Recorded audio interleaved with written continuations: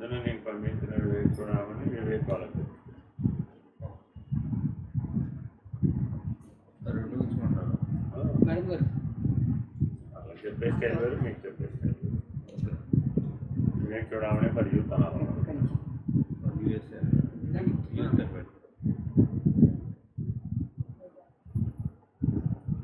అది కూడా వీక్లీ అండి. 2 రోజులే morning Sunday Monday Monday morning 9:30 to 10:30. నేను చెప్పిన విధానం వేరు, వాళ్ళ చెప్పిన విధానం వేరు. ఈ రెండు కారణాలు, ఈ మమకారము అహంకారము కలిసి తానెవరో తాను చూస్తున్నదేమిటో గుర్తించకుండా చేస్తున్నాయి. నిజానికి మనము చూస్తున్నాం అనుకునేవన్నీ మనసులో వరుసగా గుర్తింపబడిన భావాలు మాత్రమే. మనసులో గుర్తిస్తూ బాహ్యంగా నిజముగా వస్తువులున్నాయనుకుని భ్రమపడుతున్నాము. ఎదురుగా అద్దంలో దూరంగా వస్తు ప్రతిబింబాలను చూసి వస్తువులే అక్కడ ఉన్నాయనుకుంటున్నాము. గాజు పట్టకములో నుండి కాంతి కిరణము ప్రసరిస్తే బాహ్యంగా అనేక రంగులతో అసంఖ్యాకమైన రూపాలు కనిపిస్తాయి. మన శరీరాల ద్వారా బాహ్యంగా చూస్తున్నప్పుడు వాసనానుగుణంగా అనేక నామాలు, అనంత రూపాలు మనసులో గుర్తింపబడుతున్నాయి. ఇలా గుర్తింపబడిన నామరూపాలు ఇంద్రియాలకు తాత్కాలిక సుఖ దుఃఖాలను ఇస్తున్న భ్రమ మనసులో కలిగించి మోహ పరవశులం చేస్తున్నాయి. ఏం చెప్తున్నాడు ఇప్పుడు? ఎవరి గురించి చెప్తున్నాడు? మన గురించే చెప్తున్నాడు. ఎవరి గురించో చెప్తున్నాడు? ఏం చెప్తున్నాడు? మనకి బాహ్య ప్రపంచం కాదు. రెండోది ఏం కనబడుతుంది? భావనామయ శరీరం. మనకు ఒక భావనామయమైనటువంటి స్థితి కూడా ఉంది. మనకి యాక్చువల్గా ఎన్ని శరీరాలు ఉన్నాయి? 3 శరీరాలు. ఏమిటవి? మహాకారం. 4వది మహాకారణ శరీరం. ఇందులో స్థూల శరీరం అంటే ఏంటి? పంచభూతాలతో ఏర్పడినటువంటి పాంచభౌతిక దేహం అనేది స్థూల శరీరం. మరి సూక్ష్మ శరీరం అంటే ఏంటి? ప్రాణ మనోబుద్ధులతో ఏర్పడినటువంటి హరిషడ్వర్గాలతో కూడుకున్న భావనామయ శరీరం. సూక్ష్మ శరీరం అంటే ఏంటి? భావనామయ శరీరం. దాని ఉందా లేదా మనకి? అంటే ఏముంటుంది? హరిషడ్వర్గాలు ఉంటాయి, సుఖ దుఃఖాలు ఉంటాయి, బంధాలు ఉంటాయి, అన్నీ ఉంటాయి, 3 గుణాలు ఉంటాయి. ఇవన్నీ కలగాపలకంగా కలిసిపోయి భావనలు కలుగుతాయి. నేనేమన్నారు? భావనామయ శరీరం సూక్ష్మ శరీరం. 3వది ఏంటి? కారణ శరీరం. ఏడు కారణ శరీరం అంటే అవిద్య. కారణ శరీరం అంటే ఏంటి? అవిద్య. దీని ప్రభావం ఏంటి అంటే నీ స్వరూపాన్ని గుర్తు రానివ్వకుండా చేస్తుంది. అవిద్య యొక్క ప్రభావం ఏంటంటే నేను ఆత్మస్వరూపాన్ని అన్నా అనుకో, కాదు నేను ప్రసాదిని. ఎన్నిసార్లు అన్నా చెప్పు, అన్నిసార్లు మళ్ళీ అవిద్యామయమైనటువంటి కారణదేహం ఏం చెప్తుంది? నేను ప్రసాదనే కానీ నువ్వు చెప్పిన ఆత్మస్వరూపాన్ని కాదు. నేను ద్వంద్వంగా తిరస్కరిస్తాను. ఎందుకని? బలంగా ఉంది కాబట్టి. అంతే. అవిద్య బలంగా ఉంది. అవిద్య బలంగా ఉంది కాబట్టి మనం ఎన్నిసార్లు చెప్పుకుంటాం? ఎన్నేళ్ల నుంచి చెప్తున్నాను ఆత్మస్వరూపురాను, బ్రహ్మస్వరూపురాను, ఉన్నది బ్రహ్మరానైనా అని మనం ఎన్నిసార్లు వినుంటాం. ఎందుకు మనకు ఆ దృష్టి కలగలేదు? ఎందుకు ఆ దర్శనం కలగలేదు? ఎందుకు ఆ అనుభవం కలగలేదంటే ఈ కారణదేహం చాలా బలంగా అవిద్య కారణ శరీరం. ఇక మహాకారణ శరీరం ఏంటి? నేను ఆత్మస్వరూపం. మహాకారణ శరీరం ఏంటి? నేను ఆత్మస్వరూపం అంటే మహాకారణ శరీరం, ప్రత్యేగాత్మ.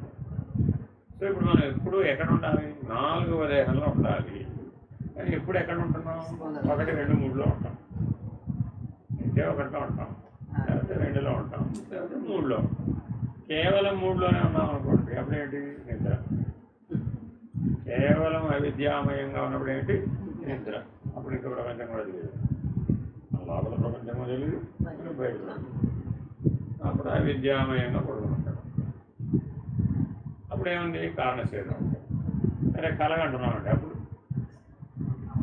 సూక్ష్మ శరీరం పనిచేస్తుంది. సూక్ష్మమైన ప్రపంచం కూడా ఉంటుంది. లోపల బయట ప్రపంచం పోతాం.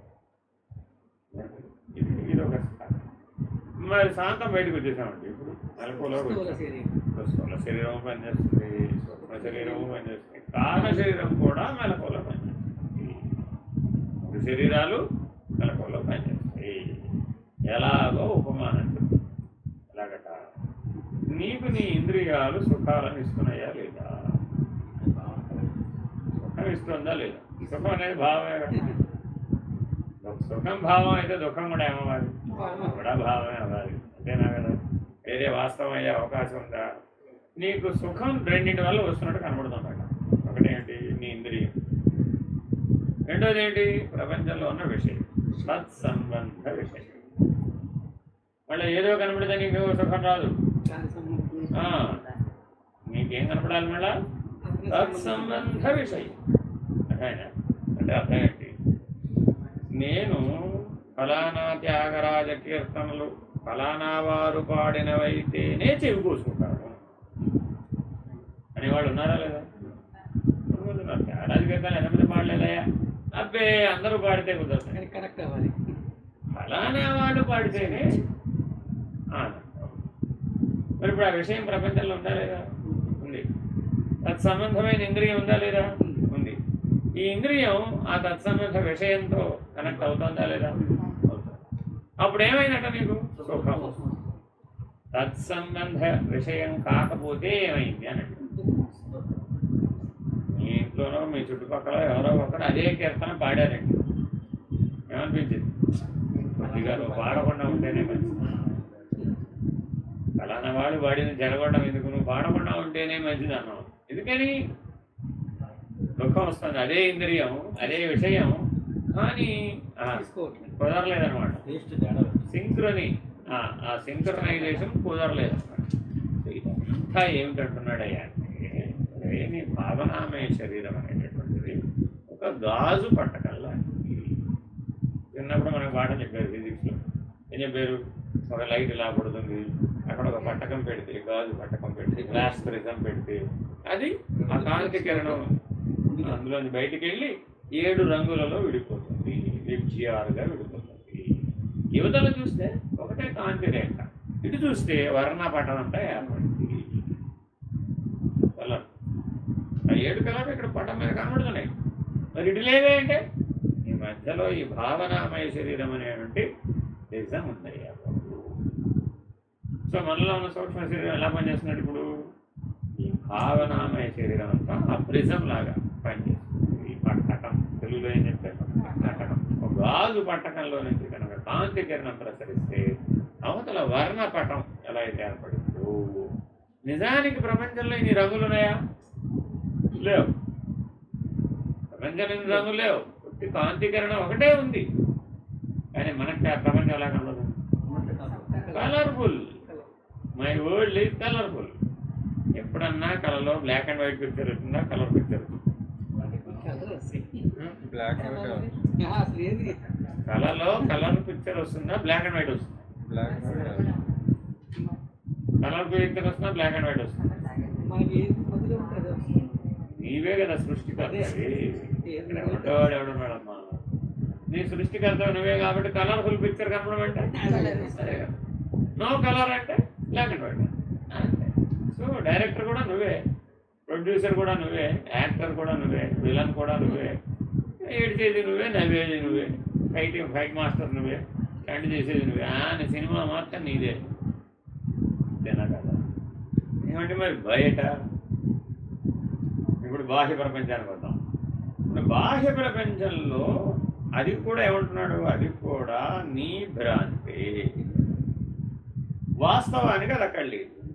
ఎలాగా? ఈ గాజు పట్టకంలో నుంచి కాంతి పెడితే ఇక్కడ 7 రంగులు ఎలా పడ్డాయి, అలా ఈ బాహ్య ప్రపంచం 7 రంగులతో కనబడుతున్నట్లుగా భ్రాంతి. వాస్తవానికి అది లేదు. ఒప్పుకోగలుగుతా ఉంటారు, అంత ధైర్యం ఉన్నాను. అయిపోయింది, ఇంక ఫినిష్డ్ అయిపోయింది అక్కడ. ఎందుకని అంటే విచారణ చేశాను. నేను ఎప్పుడైనా గుర్తుపెట్టుకోవాలి. కనబడుతోంది కాబట్టి నేను ఒప్పుకోనండి. ఎవడు కిట్ మోడల్ మనం అడల్ట్ ఎప్పుడయ్యాం, పెద్దవాళ్ళం ఎప్పుడయ్యాం, విచారణ చేసాం. అర్థమైందా? విచారణ చేస్తే ఇప్పుడు ఏం తెలిసింది? నువ్వు అంత కలర్ఫుల్గా ఏం లేదు. నీ భావనామయ శరీరం అనే గాజు పట్టకంలో నుంచి వెళ్ళడం వలన అక్కడ నా ఇష్టం అనే కలర్ పనిచేస్తుంది. అదే కలర్ పనిచేస్తుంది. ఇప్పుడు నా ఇష్టం అనే కలర్ అందులో పనిచేసేటప్పటికి 7 కాస్త మనకు అద్భుతంగా కనబడుతుంది. ఇంద్రధనుస్సు అంటే ఎవరికైనా ద్వేషం ఉందంటారా? ఉందే? కనబడితే ఏమనిపిస్తుంది? నిజానికి అక్కడ ఏమైనా ఉందే? లేదు. ఆకాశంలో ఇంద్రధనుస్సు ఏం లేదు, కనబడుతుంది కదండి. అదే పైగా 7 రంగులు కూడా కనబడుతున్నాయి. లేవురా నాయన, భ్రాంతి కదా అది. ఎందుకని? ఉంటే ఎప్పుడు ఉండాలి కదా బాబు, ఎప్పుడు ఉండాలిగా, నిత్యంగా ఉండాలిగా. కాసేపే ఉంటుంది అది. వర్షం పడ్డంతసేపు సూర్యకిరణాలు ఆ వర్షంలో పడి అవతలకి వెళ్ళినంతసేపు అక్కడ గాజు పట్టకం బదులు వర్షపు బిందువులు పనిచేసి దాంట్లో కాంతి కిరణాలు అవతలకి వెళ్ళినాయి, పరావర్తనం చెందినాయి. ఆ పరావర్తన ప్రభావం వల్ల 7 రంగుల ఇంద్రధనుస్సు యువతల పక్క కనబడింది. వర్ణ చిత్రం ఆకాశంలో కూడా నేల మీద కనపడదు. అదే కొద్దిగా యాంగిల్ మారి ఇట్లా పడింది అనుకోండి, నేల మీద కనపడదు. సూర్యుడు కరెక్ట్గా ఆ యాంగిల్లోనే ఉండాలి. మళ్ళీ ఎక్కడో ఉంటే మళ్ళీ నడినెత్తిన ఉన్నాడండి, అప్పుడు ఇంద్రధనుస్సు పడుతుందే. ఎక్కడ పడుతుంది? నేల మీద పడాలి. ఎలా పడుతుంది? పడదు. ఎప్పుడు పడుతున్నాడు ఇంద్రధనుస్సు? అయితే సూర్యోదయానికో లేకపోతే సూర్యాస్తమయానికో మాత్రమే పడుతుంది. కానీ మెట్ట మధ్యాహ్నం ఇంద్రధనుస్సు పడమంటే పడదు, వర్షం పడ్డా కూడా. ఎందుకని? నేల మీద ఎట్ట పడుతుంది? నేల మీద కుదరదు, కనబడదు. ఈ ప్రపంచంలో మంచి వాళ్ళు ఎంతమంది ఉన్నారు? చెడ్డవాళ్ళు ఎంతమంది ఉన్నారు? ఎవరు లేదు. మంచి చెడ్డని భావనామయ శరీరం బాబు. వాస్తవానికి ఎవరు మంచి కాదు, వాస్తవానికి ఎవరు చెడు కాదు. కానీ మనం మనుషులందరినీ ఎలా విడదీసేసాం? వీళ్ళందరూ మంచి, వీళ్ళందరూ చెడు, వీళ్ళందరూ తెల్లవాడు, వీళ్ళందరూ నల్లవాడు, వీళ్ళందరూ ఇన్ని రంగుల్లో కట్టుకున్నాడు వస్త్రవర్ణ ప్రపంచం అంతా. వస్త్ర ప్రపంచాన్ని దేని మీద ఆధారపడుతుంది? కలర్. ఒక్క కలవర్ణాన్ని తీసిపడేసి వస్త్ర ప్రపంచం ఏమైపోదు, ఫినిష్డ్. అసలు లేనే లేదయ్యా బాబు. ఆ ప్రపంచంలో ఉన్న మానవులందరూ తెల్ల వస్త్రాలే కట్టుకున్నారు. సపోజ్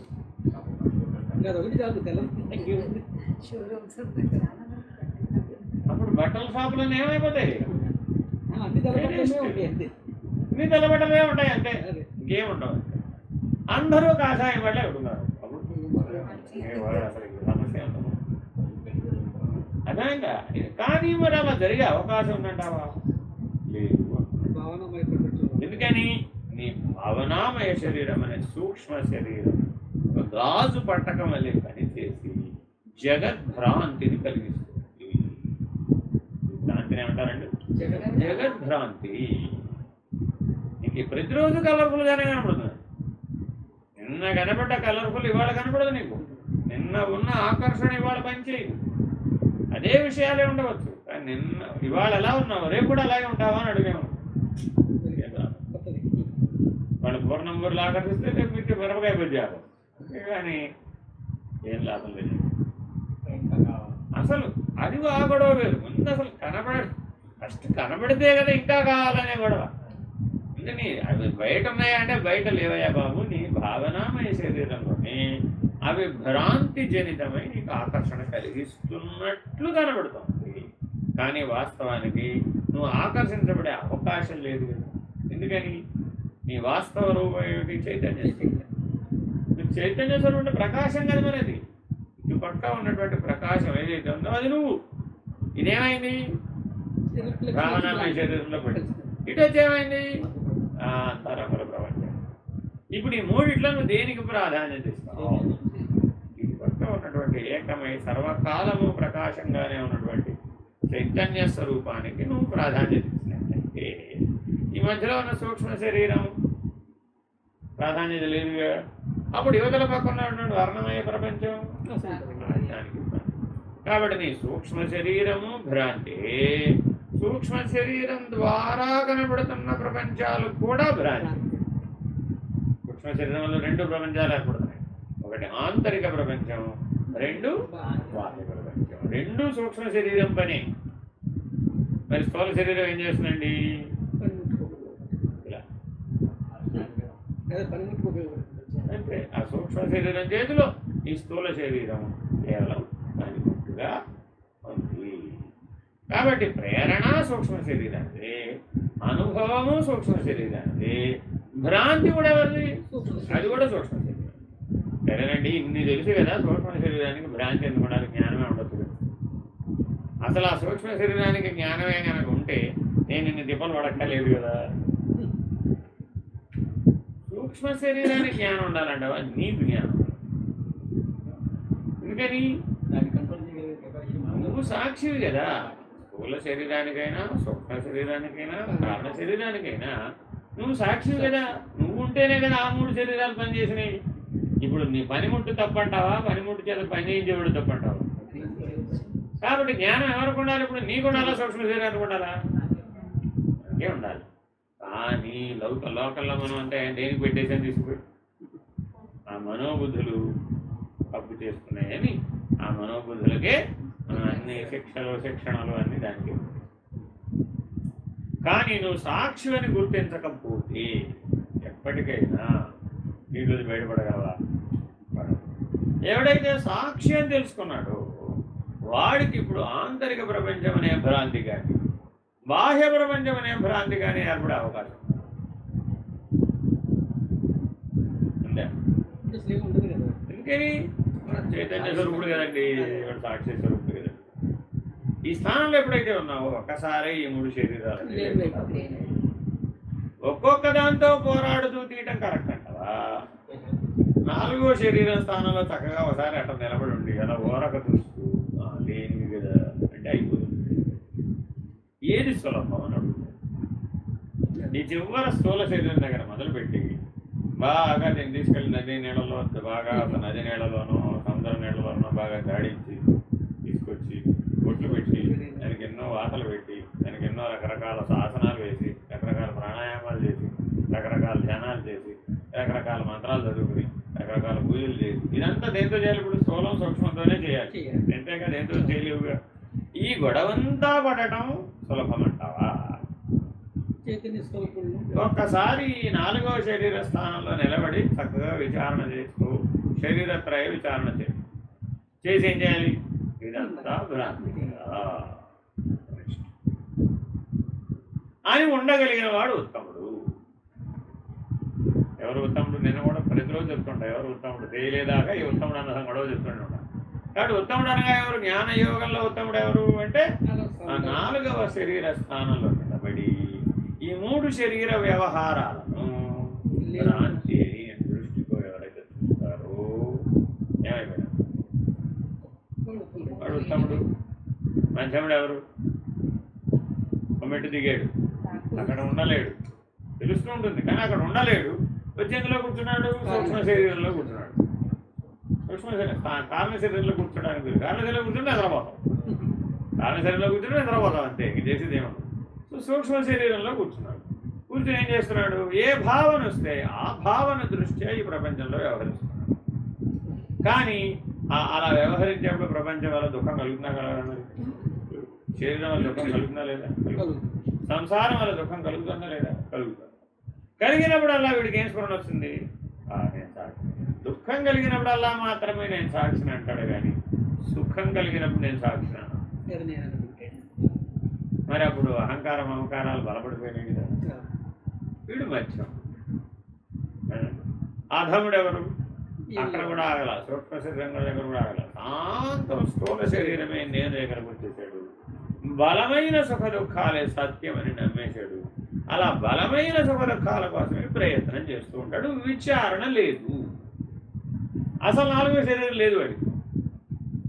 ఏముంది? స్థూలం సూక్ష్మం, స్థూలం సూక్ష్మం ఇంతే ఉంది. కారణం కూడా లేదు వాడు. ఎందుకని? స్థూలం సూక్ష్మంలో బాగా వ్యవహరిస్తాడు, అలసిపోతాడు, నిలబడతాడు, మళ్ళా లేస్తాడు, మళ్ళా స్థూలం సూక్ష్మం. అర్థమైందా? ఉదాహరణ చెప్తాను. ఒక హమాలి వ్యక్తి నెత్తి మీద ఒక 150 కిలోల బరువు ఎత్తుకుని మోస్తున్నాడు. ఎక్కించాలి లారీ. షాప్లో ఎత్తుంటాడా లేదా? వెళ్ళి నువ్వు ఎవరివి అని అడిగావు. ఏం చెప్పాడు? నువ్వు ఆత్మస్వరూపుడు కదా అన్నావు.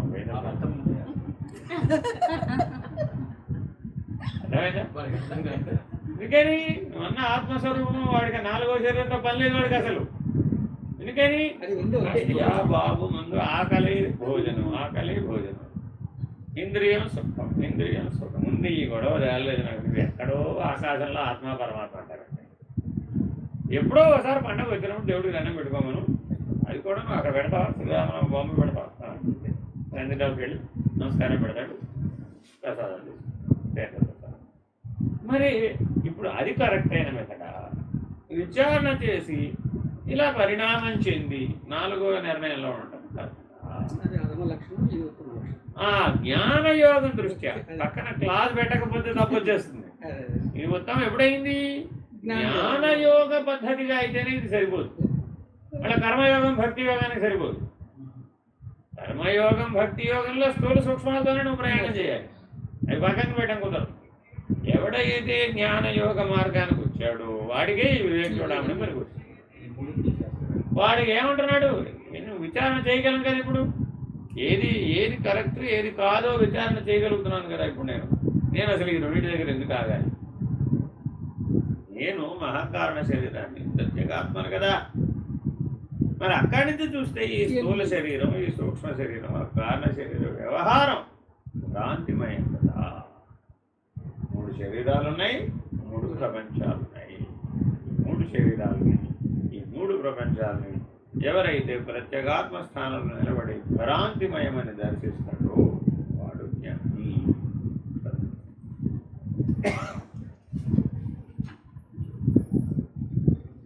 ఇలా గుర్తింపబడిన నామరూపాలు ఇంద్రియాలకు తాత్కాలిక సుఖ దుఃఖాలను ఇస్తున్న భ్రమ మనలో కలిగించి మోహపరవశం చేస్తున్నాయి.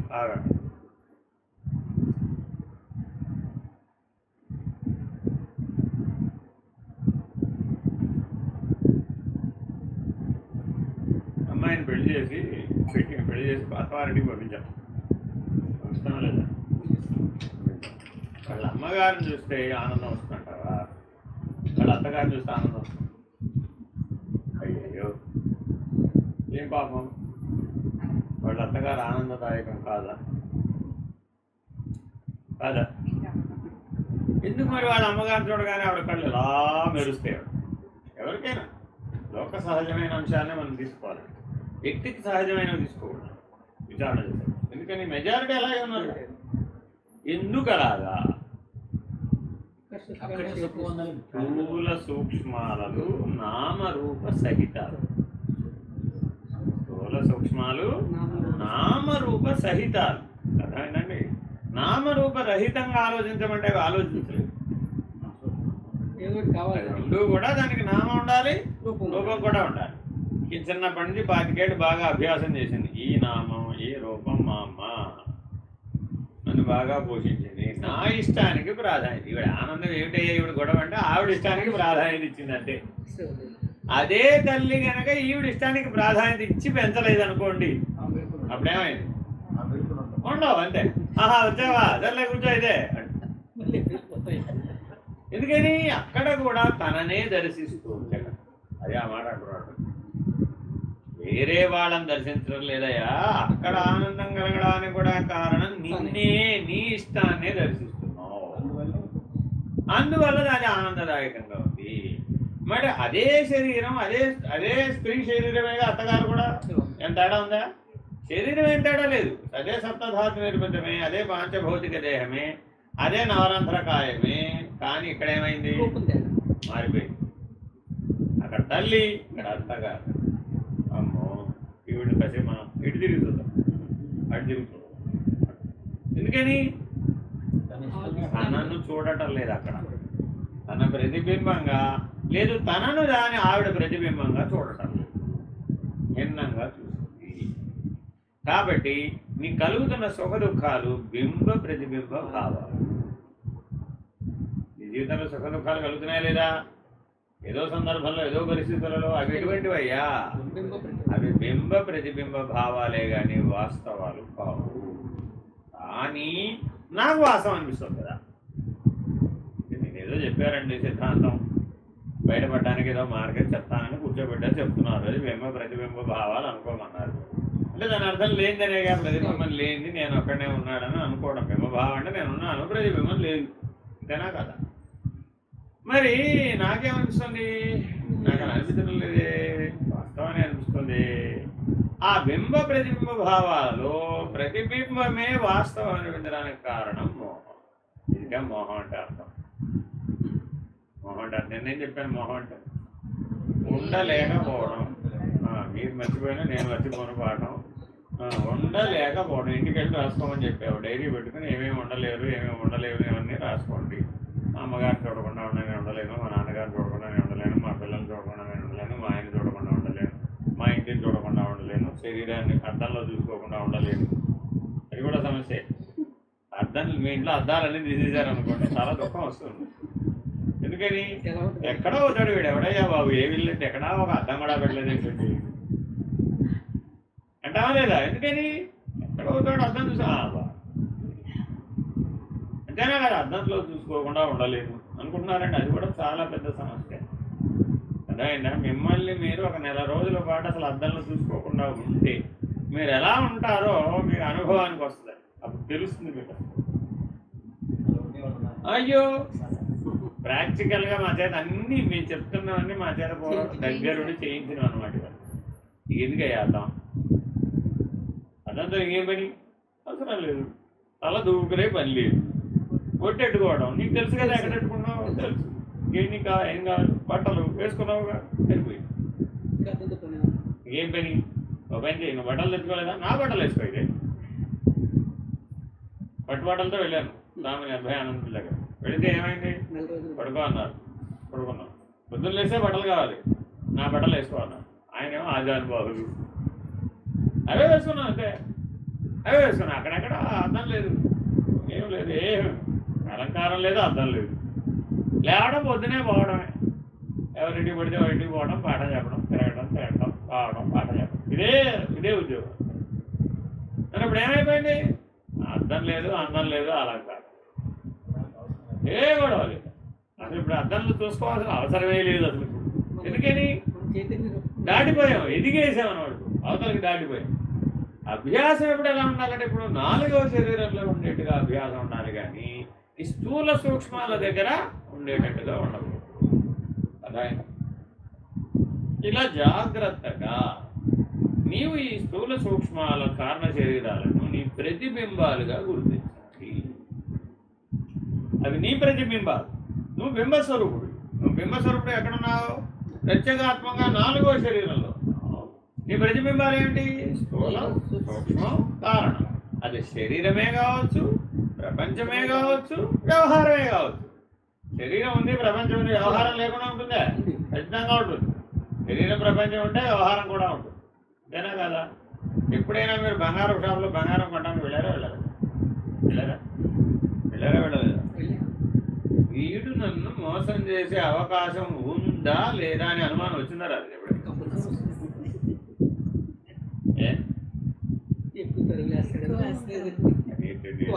పరమాత్మగా, ఈశ్వరుడుగా, బ్రహ్మముగా కదా చూడాలి. మరి ఇప్పుడు ఎదుటివాడు మంచిగా ఉంటేనే నేను మంచిగా ఉంటానంటే జ్ఞాన మార్గానికి కర్మ మార్గం. అది కర్మ మార్గం అంతా అక్కడ లేదు అసలు. ఇక్కడ జ్ఞాన మార్గంలో ఒకటే ఉంది, ఏముంది? అంతే.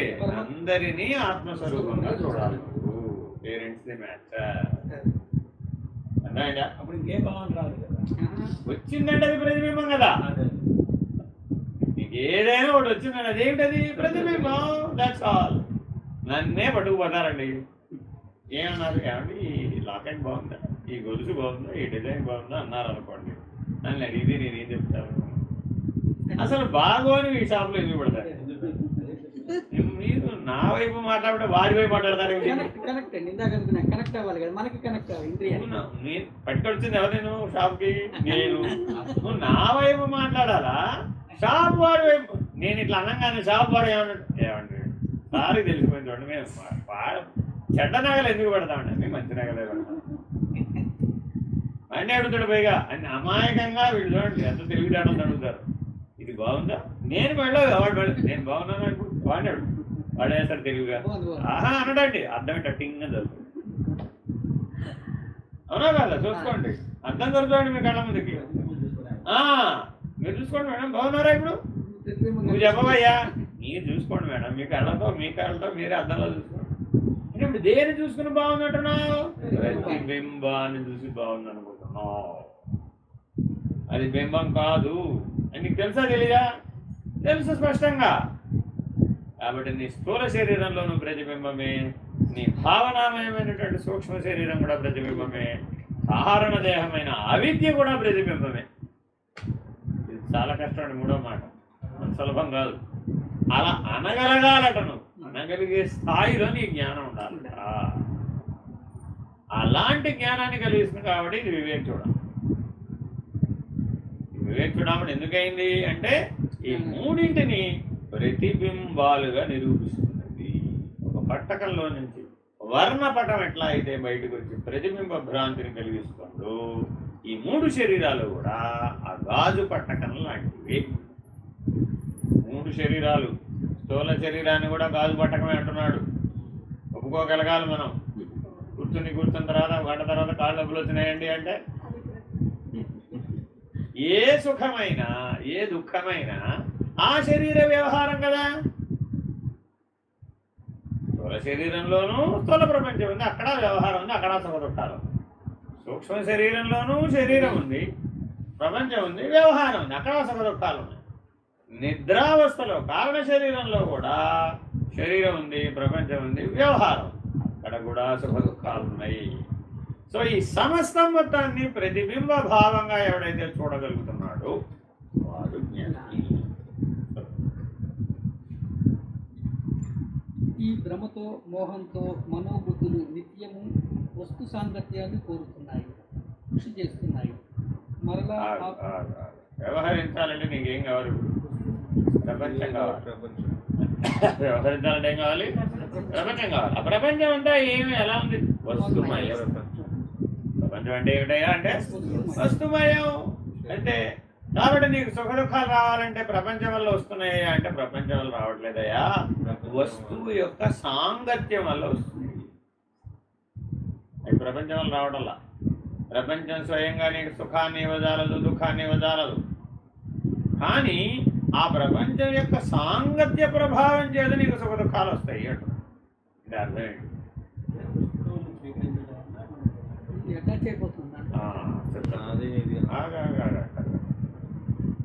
సరే, ఎవరో కాశీ వెళ్ళొచ్చారండి, ఇంటికి వచ్చారు. మేము కాశీ వెళ్ళొచ్చామండి అంటే వివరాలు విశేషాలు చెప్పారు. కనీసం కాశీ వెళ్ళొచ్చారు, మాకేమైనా గంగాజలం అయినా తెచ్చారా?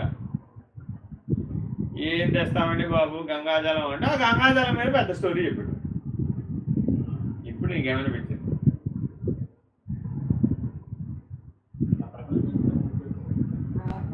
ఇప్పుడు ఇద్దరు ఎక్కడున్నారు? ఇక్కడున్నారు, కాశీలో లేరు. వ్యవహరిస్తోంది ఎక్కడ? ఇక్కడే. కానీ దేనికి కనెక్ట్ అయ్యారు? కాశీలో ఉన్న గంగాజలంతో కనెక్ట్ అయ్యారు.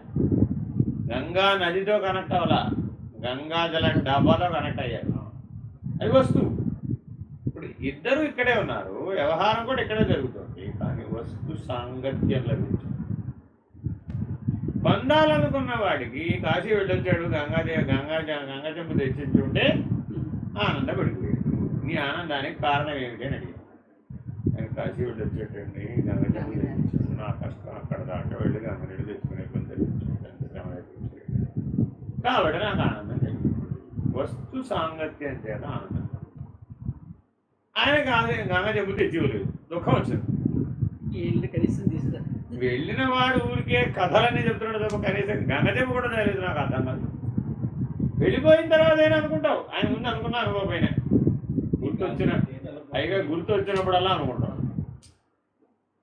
ఎవరైనా కాశీ వెళ్ళి వచ్చారంటే మళ్ళీ ఈ స్టోరీ రిపీట్ కూడా చేస్తాం. అంటే దుఃఖము సుఖము ఇలా పునరావృత్తి చెందుతున్నాయి వస్తు సాంగత్యంతో. నువ్వు ఆత్మస్వరూపుడు కదా, ప్రకాశస్వరూపుడు కదా, జ్ఞానస్వరూపుడు కదా, సాక్షి స్వరూపుడు కదా, నీకు వస్తువు ఏం పనయ్యా?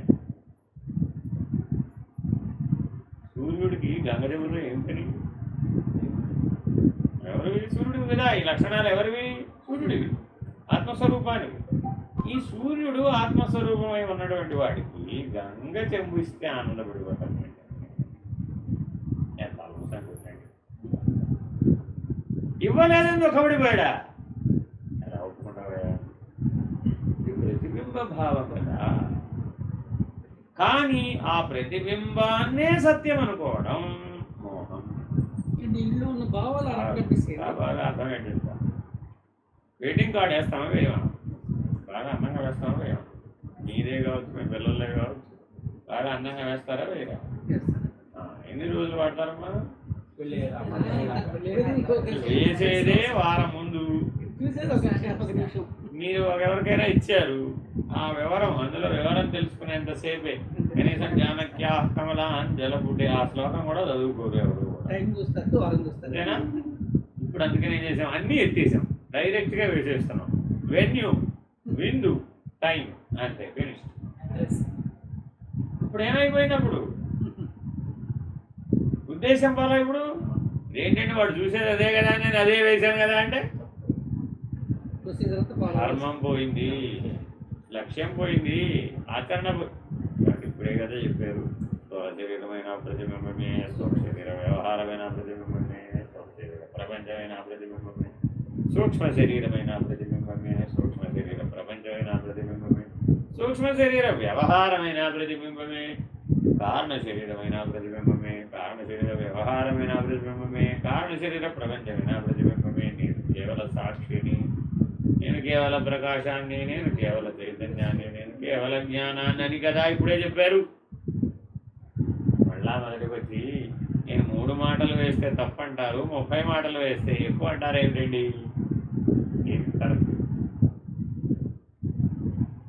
పూర్వం శుభలేఖలు వేయలేదు, ఇంటింటికి వెళ్ళి గుడ్డు పెట్టించేవాడు. వాళ్ళకి గొడవ తెలుసు. ఇంటికి వెళ్ళి కొట్టు పెట్టి మా అబ్బాయి వివాహం రండి దయచేసి వచ్చి మమ్మల్ని ఆశీర్వదించిన వధువులను ఆశీర్వదించారు. ఏం చేసాం మనం ఇప్పుడు? ఎంతమంది దగ్గరికి వెళ్తామండి? అంతమంది దగ్గరికి వెళ్ళలేము, అన్ని ఊళ్ళకి వెళ్ళలేము. కాబట్టి ఏం చేసాం, పోస్ట్ కార్డు మీద రాసేవాడు. మొదట్లో కార్డ్ ప్రింటింగ్ లేదండి, పోస్ట్ కార్డు మీద చేతితో రాసేవాడు. శుభలేఖలు కావాలంటే ఆవిడ వాళ్ళ వివాహం లేవు, శుభలేఖలు పోస్ట్ కార్డు మీద రాసేవాడు. నాకు బాగా తెలుసు. ఏమి లేవు అసలు, కార్డు ప్రింటింగ్ అనే గొడవే లేదు. అదే ఆయన మా అమ్మగారి పెళ్ళి, మా నాన్నగారి ఆ కాలం అంతా, ఆ తరం అంతా పోస్ట్ కార్డ్ అన్నింటికీ పసుపు పెట్టడం, కుంకుమ పెట్టడం, దాని మీదే శ్రీకారం ఒకకారం రాయడం, దాని మీదే రాసేయడమే. ఇది పంపించేవారు. అప్పుడు ఇక పోస్ట్ డబ్బా. తర్వాత ఏమైంది? స్లోగా అంతా మార్పు చెందింది. ఇక పోస్ట్ కార్డు బదులు ప్రింటింగ్ మిషన్లు, ప్రింటింగ్ కార్డులు ఇవి వచ్చేసినాయి. ఇంకేది వచ్చేసి ఇప్పుడేం చేసేసాం, అది కూడా తీసుకుంటా, ప్రింటింగ్ కూడా వేస్తారండి. ఇప్పుడంతా ఆడియో, వీడియో, విజువల్. ఒక ఫ్లయర్ వేస్తున్నాడు, ఆ ఫ్లయరే ఏంటి, అదైనా ప్రతిబింబమే, ఇదైనా ప్రతిబింబమే. ఒక 150 రూపాయల కార్డు వేస్తున్నారా లేదా? అదే అనిల్ అంబానీ వాళ్ళ అబ్బాయి పెళ్లి చేశాడు, బంగారం వెండితో తయారు చేసినటువంటి అందరికీ ఆ వీడియో కూడా వచ్చింది.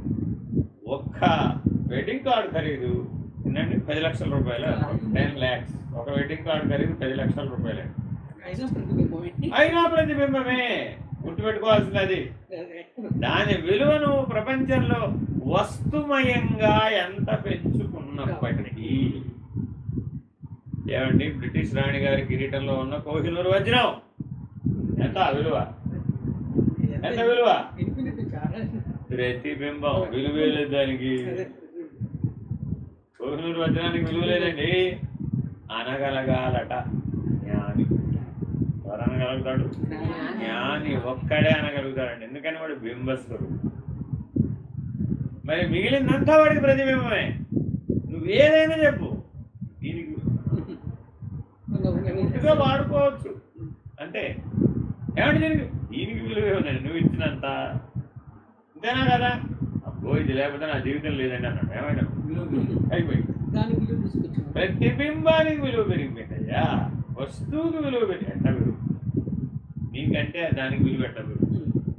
కాబట్టి బింబ భావంలో సదా జ్ఞానస్వరూపుడవై, సాక్షి స్వరూపుడవై, ప్రకాశ స్వరూపుడవై ఉండాలే కానీ ఎక్కడ ప్రపంచంలో ఉన్నటువంటి వస్తుమయంతో కానీ భావనామయంతో కానీ ప్రతిబింబాలతో కానీ నువ్వు సత్యమని మోహపడకూడదు. మోహం ఇప్పుడు ఎన్ని స్థాయిలో ఉందో చెప్తున్నాడు. ఒకటి దేని మీద ఉందట, వస్తుమయం. రెండోది ఏంటి, భావనామయం. మూడోది ఏంటి, వ్యవహారమయం. మూడోది ఏంటండి, వ్యవహారమయం. వ్యవహారంలోనూ మోహం ఉంటుంది, భావనలోనూ మోహం ఉంటుంది, వస్తువులోనూ మోహం ఉంటుంది. ఈ మూడింటిని ప్రతిబింబాలుగా ఎవడైతే చూశాడో వాడు నిర్మోహి.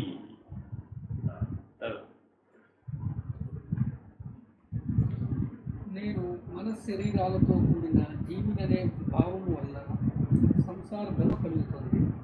మాయామోహితుడై పరిమిత వ్యక్తిగా తను తాను పొరబడమే అజ్ఞానం. ఈ అజ్ఞానమే బంధం. ఏకము నిత్యముక్తము అయిన ఆత్మ చైతన్యం భావన ప్రవాహ వేగము మాయా సృష్టిలో చిక్కుకుని తాను పరిమితమైన వ్యక్తి నమ్ముకుని అపరిమితత్వాన్ని అందుకోవడానికి ఆరాటపడుతోంది.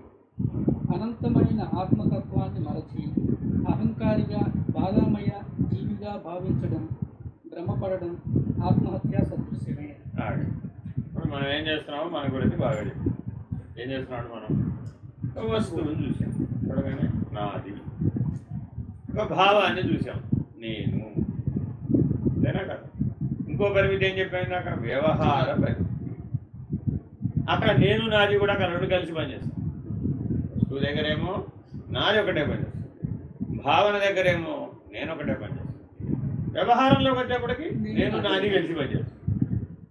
వీటి చేత నువ్వు పరిమితించబడుతున్నావు. Very very important. నువ్వు అనంతుడవా పరిమితుడువా? అదే. కానీ నీ అనంతత్వ లక్షణం మరుగై, నీ జ్ఞాన లక్షణం మరుగై, నీ బింబ లక్షణం మరుగై. అందువల్ల ఏమైపోయావు, నేను బతుకుతాను.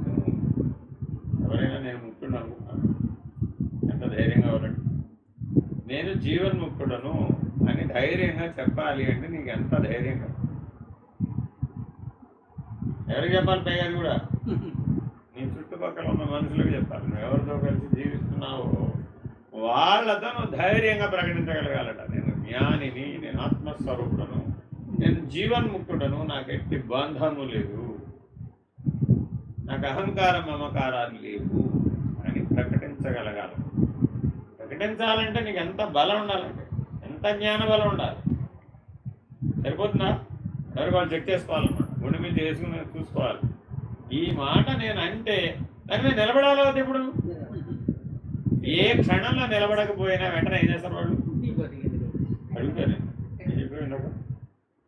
ఏం చెప్పేవిందాక బింబస్వరూపుడు, సాక్షి స్వరూపుడు, జ్ఞాన స్వరూపుడు, ప్రకాశ స్వరూపుడు, చైతన్య స్వరూపుడు, ఆత్మస్వరూపుడు. ఇదేనా? మరి ఇందాక ఎట్లా ఉన్నావు? ఇప్పుడు ప్రకృతి ఏమైంది? ఇప్పుడు నీకు అష్టమై కనపడుతోంది, నీ ప్రతిబింబాన్ని చూపిస్తోంది, నీ గురువు అయి నిలబడింది. ఒక్క క్షణం కూడా పొరపాటు చేయను.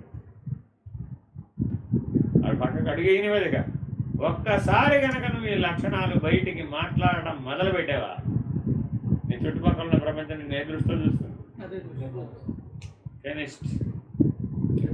ఫినిష్డ్ అంతేగా. నువ్వు ఒక్క అడుగు కూడా పక్కకి వేయనివ్వదు నేను నాకు అసలు. పొరపాటున ఎప్పుడైనా సరే పానీపూరి తింటే బాగుండేమో అన్న, నువ్వెవరివి అయిపోతుంది. అదైనా అంతకుముందు జుట్టుకు రంగేసేవాడి. ఏమైనా జుట్టుకు రంగు ఎందుకు వేసావు? నువ్వు ఆత్మస్వరూపుడు కదా, నువ్వు బ్రహ్మస్వరూపుడు కదా, నువ్వు చైతన్య స్వరూపుడు కదా, నువ్వు ప్రకాశ స్వరూపుడు కదా, నీకు దాంతో ఏం పని వచ్చింది? అది ప్రతిబింబం కదా. వదిలేసాడు. ఇప్పుడు ఆ వదిలేసిన ఇప్పుడు ఈయన ఎవరైనా పట్టించుకున్నారు? అసలు ఈయన ఎవరు అడగాలి? ఆ మధ్య ట్రాన్స్ఫర్మేషన్ టైం ఉంటుంది చూసావా, అప్పుడు మాత్రం కనబడ ప్రతివాడు ఏంటి ప్రసాద్ అంతేనా కదా. ఇప్పుడు ఒక సంవత్సరం అయిపోయింది, 2 ఏళ్ళు అయిపోయింది దాదాపు ప్రాక్టీస్ చేయబట్టి. అదే ఇప్పుడు ఎవరైనా అడుగుతున్నారా? ఎందుకని ఫిక్స్ అయిపోయారు. అలవాటు కాదు, ఫిక్స్ అయిపోయారు. ఓహో వీడు ఈ పరిధిని దాటిపోయాడు, దీని చేత పరిమితించబడటం లేదు. అక్కర్లేదండి. అంటే ఎందుకంటే ఎదుగుదల చెప్తున్నానండి. మనం చిన్న విషయమే దాన్ని దాటడానికి చాలా సంవత్సరాలు ఉంది. ఇది ఎంత చిన్న విషయం, ఏమైనా పెద్ద బ్రహ్మాండ బదలబడ్డంత అంశమా?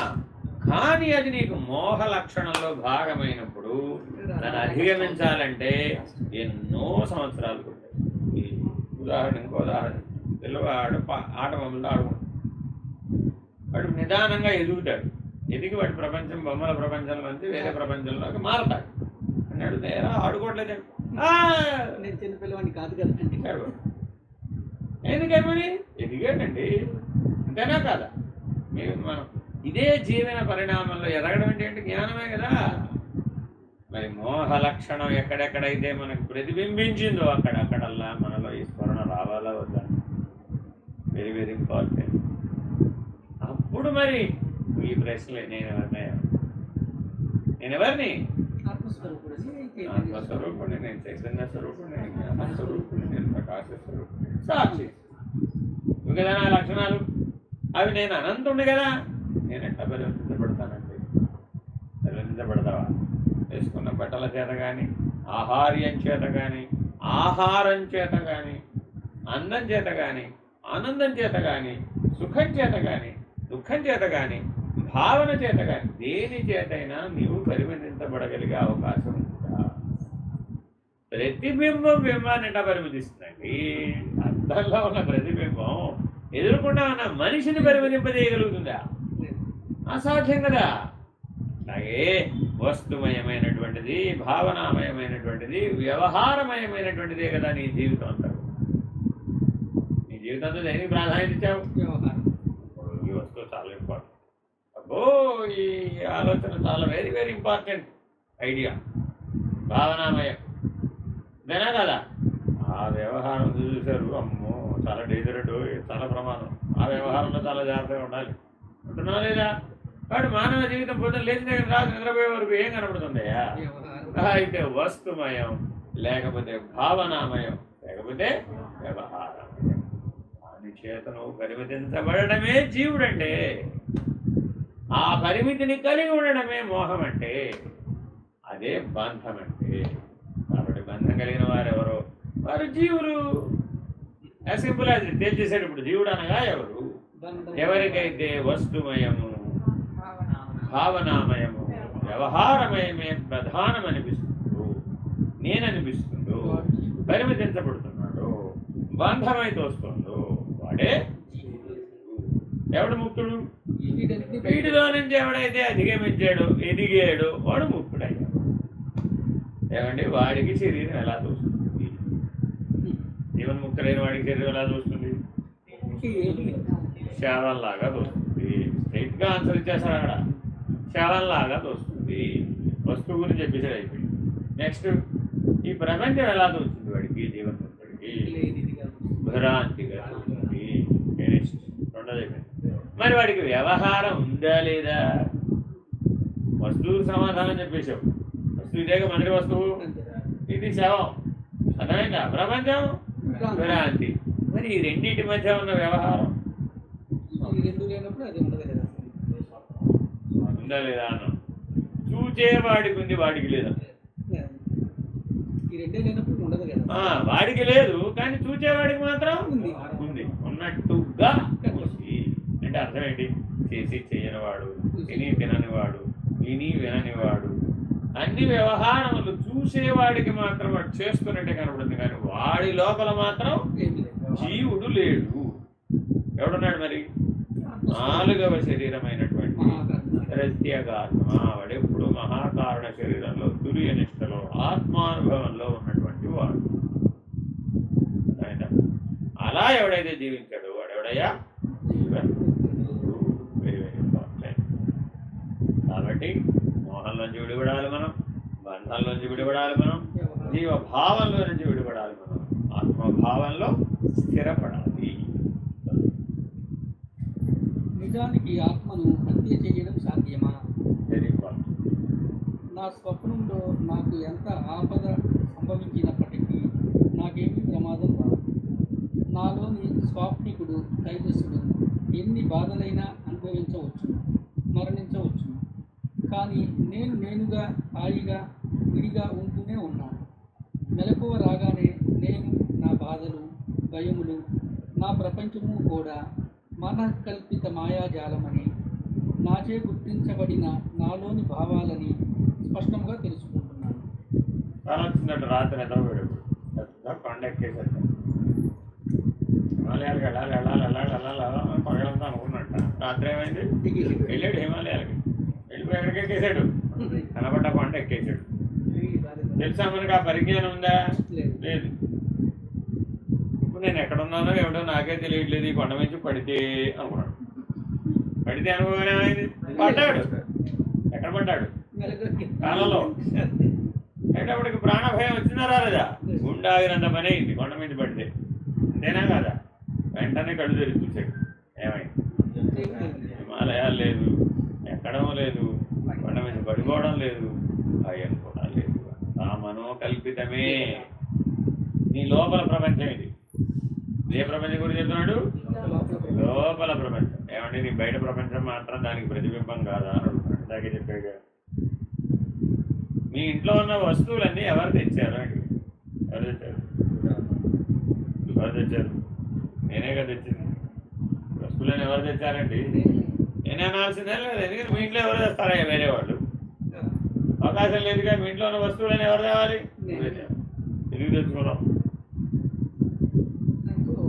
నా సుఖం కోసం. సరేంటి? నా సుఖం కోసం. అంతేనా కదా? ఇప్పుడు నీ బయట ఉన్న ప్రపంచంలో ఈ వస్తువులే ఉన్నాయా? ఇంకేమైనా వస్తువులు ఉన్నాయా? బయట ఉన్న ప్రపంచంలో లెక్కకు వికిలిగా ఉన్నాయండి. అందుకని ఏవో కొన్ని తెచ్చిపెట్టు. ఈ కొన్ని ఎందుకు తెచ్చిపెట్టుకున్నావు? దానివల్ల మన ఈ కొన్ని ఏం తెచ్చిపెట్టుకున్నావు?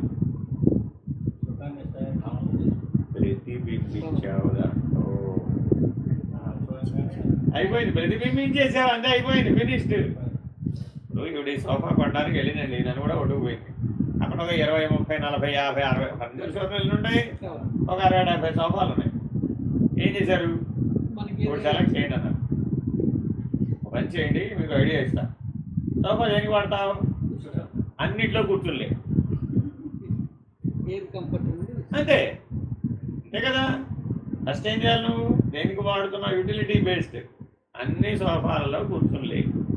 20, 30 సోఫాలో కూర్చొని లేచేపటికి నీకు జడ్జిమెంట్ చేసే శక్తి నీకు తెలియ గుర్తుపట్టలేవుగా. అది సోఫా సుఖంగా ఉందా లేదా అనేది గుర్తుపట్టలేవు. నీకు తెలియపోతుంది అనమాట. కారణం ఏమిటి? కూర్చున్న ప్రతిసారి అక్కడ సుఖం అనే ప్రతిబింబం పడుతుంది. ప్రతిబింబం పడి పడి పడి పడి పడి సుఖంగా అసలు గుర్తించలేదు. సుఖ దుఃఖాలు గుర్తించలేదు. ఇంకా 30 ఉన్నాయండి. నేను పైన గోడవలు ఉన్నాయండి, కింద గోడవలు ఉన్నాయండి చూపిస్తారని అంటారు వాడు. ఓరు రాయరా బాబు, ఇప్పటికే తెలియట్లేదురా బాబోయ్, కనిపించిన ఎక్కువైపోతున్నా అంట. ఎందుకేమి మరి? సుఖమేగా.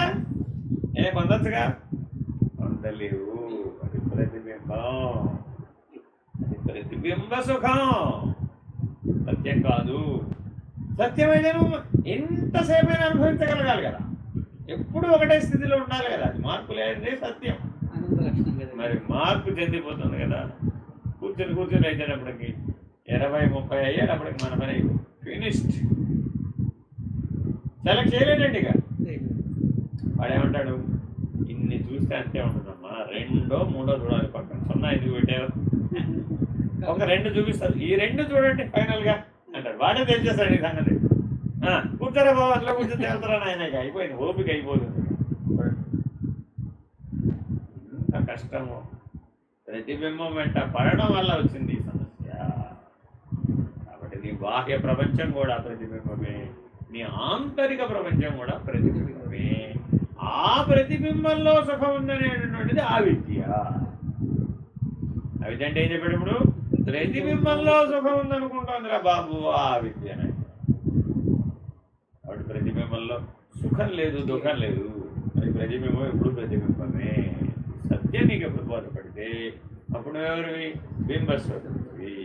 ఆత్మస్వరూపివి, సాక్షి స్వరూపివి, చైతన్య స్వరూపివి. Very very important.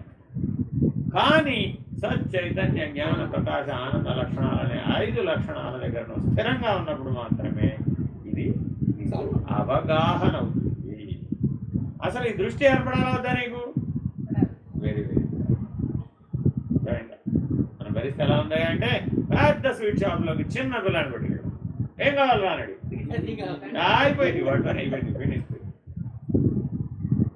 ఈ మాయామయమైనటువంటి సృష్టి ఆ స్వీట్ షాపు. మన పరిస్థితి ఏంటి? 3 ఏళ్ల తినబడ్డాడు. ఇంకా అంతే. వీడు కన్ఫ్యూజన్ ఎప్పటికైనా పోతుందా? ఎదిగితే పోతుంది. 3 ఏళ్ల వాడు 30 ఏళ్ల వాడు అయ్యాడండి. 30 ఏళ్ల వాడిని స్వీట్ షాప్ పట్టుకెళ్ళాం. ఏమైనప్పుడు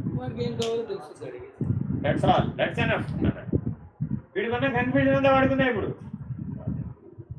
జనన మరణాలు కూడా స్వీట్ షాప్లో